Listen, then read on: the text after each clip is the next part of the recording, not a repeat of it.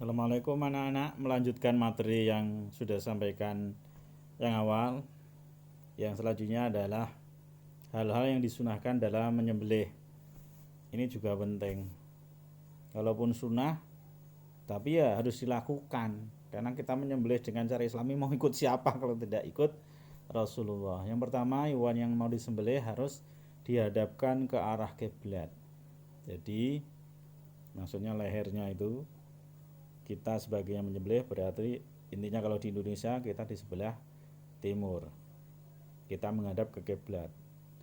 Kepalanya hewan kita hadapkan ke arah kiblat. Yang kedua, menyembelih pada pangkal leher binatang.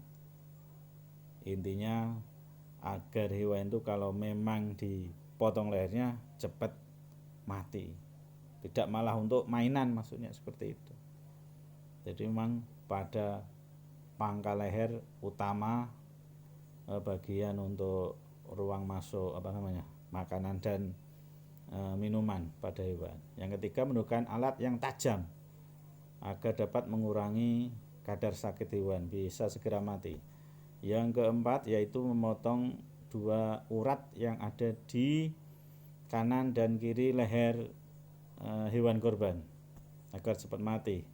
Yang kelima yaitu binatangnya disembelih, digulingkan ke sebelah kiri rusuknya supaya mudah untuk menyembelihnya. Jadi hewannya kalau kalian lihat di daerah lain, mungkin malah di Arab itu, unta masih berdiri kemudian peso langsung dia lari di bawahnya seret, nanti darahnya mancur-mancur, itu tidak sesuai sunnah Rasul. Walaupun yang melaksanakan misalnya orang daerah sana gitu, tidak sesuai, ya tetap dirobohkan hewannya, digulingkan di tali yang bagus sehingga tidak mengganggu yang yang ikut memotong, tidak membahayakan, tali yang betul-betul kuat.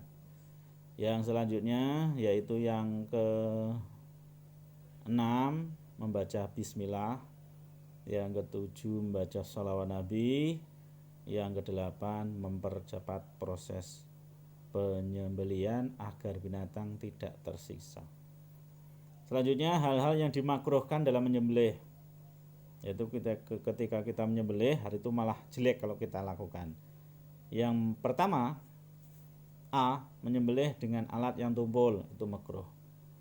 Yang B, yang kedua, memukul binatang waktu akan disembelih, berarti binatangnya ditakut-takuti atau sirahnya dipukul dulu, misalnya kepala hewannya atau badannya biar lemas dulu, tidak boleh, makruh itu hukumnya.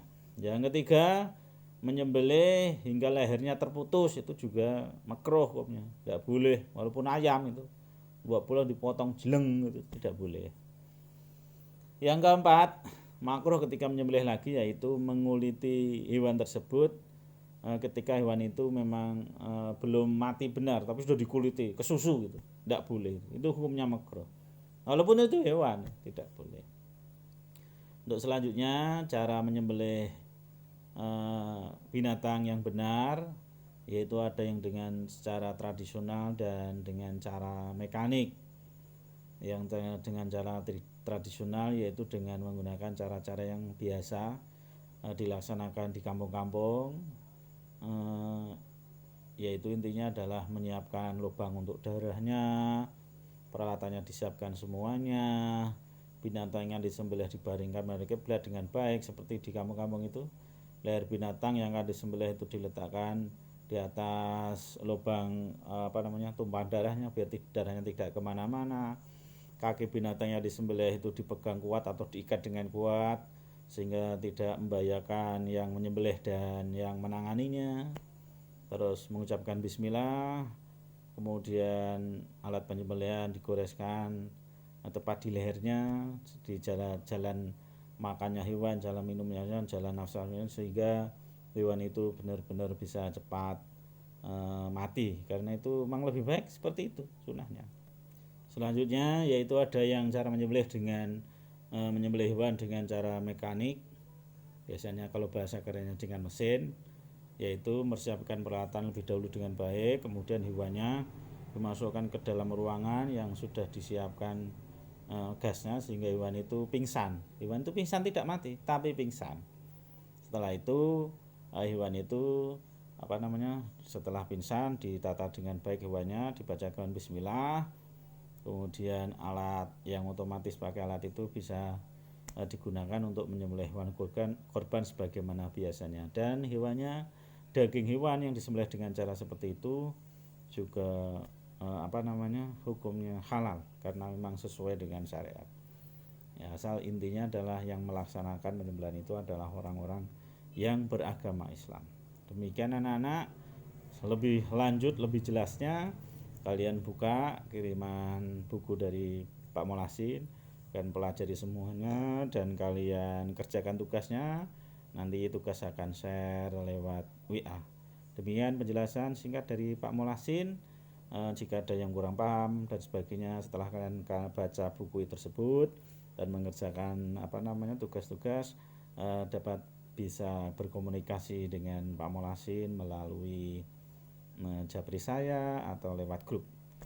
Terima kasih, tetap semangat belajar, selamat belajar walaupun dalam kondisi pandemi.